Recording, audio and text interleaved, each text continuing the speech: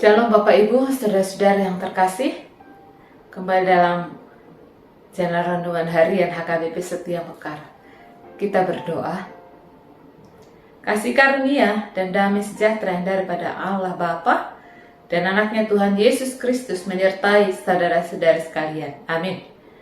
Firman Tuhan hari ini tertulis dalam Roma pasal 3 ayat 25. Demikian bunyinya. Kristus Yesus telah ditentukan Allah menjadi jalan pendamaian karena iman dalam darahnya. Hal ini dibuatnya untuk menunjukkan keadilannya, bahwa ia telah membiarkan dosa-dosa yang telah terjadi dahulu pada masa kesabarannya. Demikianlah firman Tuhan. Bapak Ibu, saudara-saudari yang terkasih, tentunya kita mengakui bahwa kita adalah orang yang berdosa dan telah kehilangan kemuliaan Allah. Maka kita tidak bisa selamat karena perbuatan kita. Orang Yahudi begitu menekankan keselamatan itu ada jikalau kita melakukan hukum Taurat. Tapi kenyataannya tak satu pun yang mampu melakukannya karena kita adalah orang yang berdosa. Hanya Yesus yang sanggup untuk memenuhi hukum Taurat tersebut. Oleh karena itu, Yesus sebagai pendamai bagi kita orang yang berdosa. Karena upah dosa adalah maut. Jikalau Yesus tidak hadir ke dunia ini, tentu keselamatan itu tidak ada. Alangkah berbahagianya kita karena kehadiran Yesus yang melakukan pendamaian antara manusia dengan Allah. Dan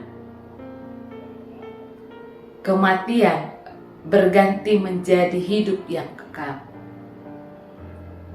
Yesus melakukan itu melalui pengorbanannya di kayu salib. Dan Allah yang mengutus anaknya Yesus Kristus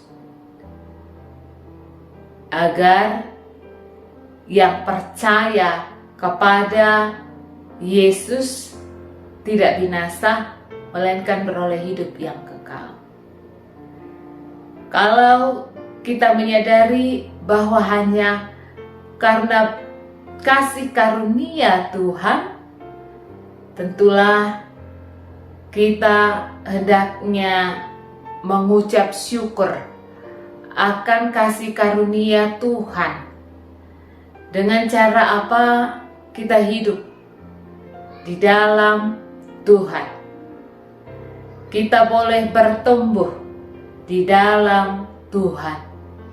Sebagai tanda ucapan syukur kita karena Tuhan Yesus sudah menjadi pendamai bagi kita. Biarlah dalam kehidupan kita senantiasa hidup berkenan di hadapan Tuhan. Agar dalam setiap langkah kita boleh mengingat kembali, kita boleh ke dunia ini, hadir ke dunia ini hanya karena belas kasih Tuhan semata. Maka jangan pernah tergoda oleh hal-hal yang menyesatkan. Sebagai tanda ucapan syukur kita kepada Tuhan Allah melalui Yesus Kristus sebagai pendamai, mari kita boleh juga sebagai orang yang mau mengampuni sesama manusia. Banyak hal yang bisa kita lakukan sebagai wujud ucapan syukur kita kepada Tuhan Allah. Maka firman Tuhan mengingatkan kita kembali agar hidup kita adalah hidup yang senantiasa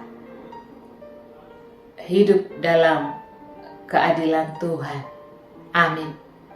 Terima kasih ya Tuhan buat firman-Mu yang boleh mengingatkan kami kembali bahwa keselamatan itu Engkau berikan secara cuma-cuma hanya karena kasih karunia.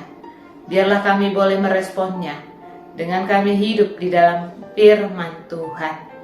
Mampukan kami Tuhan untuk selalu melakukan apa yang Tuhan kehendaki dalam hidup kami. Terima kasih Yesus. Amin. Bapak Ibu jangan lupa bahagia. Tuhan Yesus memberkati.